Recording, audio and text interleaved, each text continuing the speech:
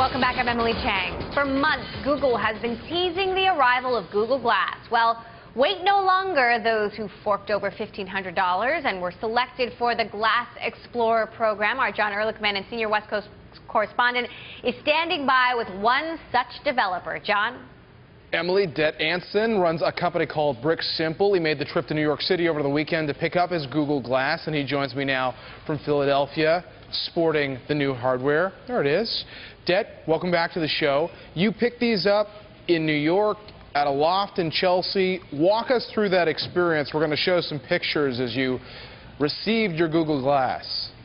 Yeah, John, there's really a lot at stake with the launch of Glass, and you can tell from the whole buyer experience that Google wants to make this work right. I characterize it as much like going into a car dealership with a luxury car.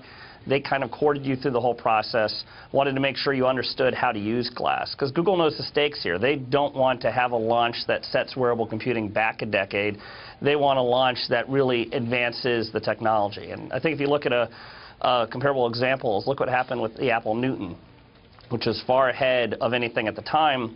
The launch wasn't successful. Clearly what Google's trying to do is they're going for more of an iPhone-like launch of a revolutionary product that excites developers and users.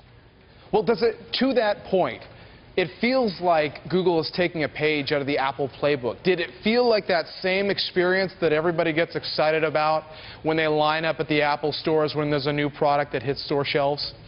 I think there's been a lot more anxiety than the waiting in line at the Apple store, because the purchasing experience is still done by invitation. So you receive an invitation in the email, you're waiting for that email, you're waiting for that golden ticket, and then you have to make an appointment to pick it up, either in Mountain View or pick it up in New York and Chelsea.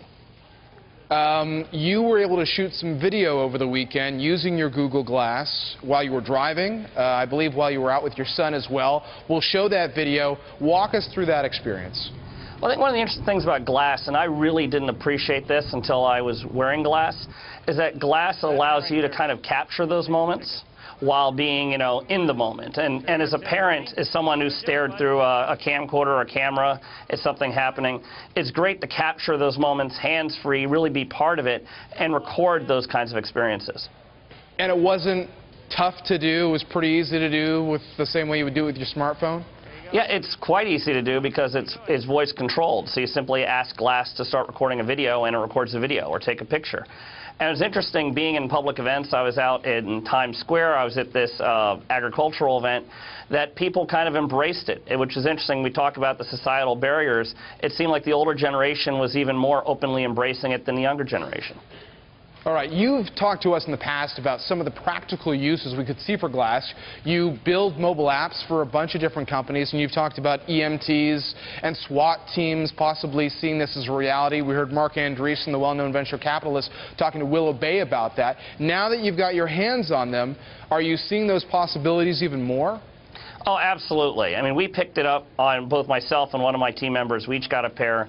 We picked them up on Saturday and we're writing code on Sunday. I mean, part of Glass is understanding the experience, that this is something completely new. And I think if you look at Andreessen's experience when he launched the Netscape Navigator, he talked about an internet that took, 5–10 years to fully materialize.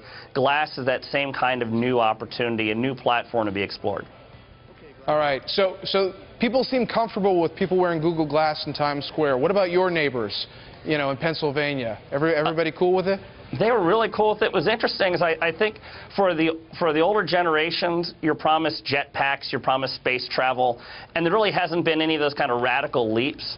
And when you see a computer that you can wear on your face, like glasses, that's something that just kind of resonates, that it really is 2013, and technology is advancing in whole new ways. And that's interesting because they're really excited about it. And I didn't get any really negative feedback. I got the feedback that everyone wanted to wear it.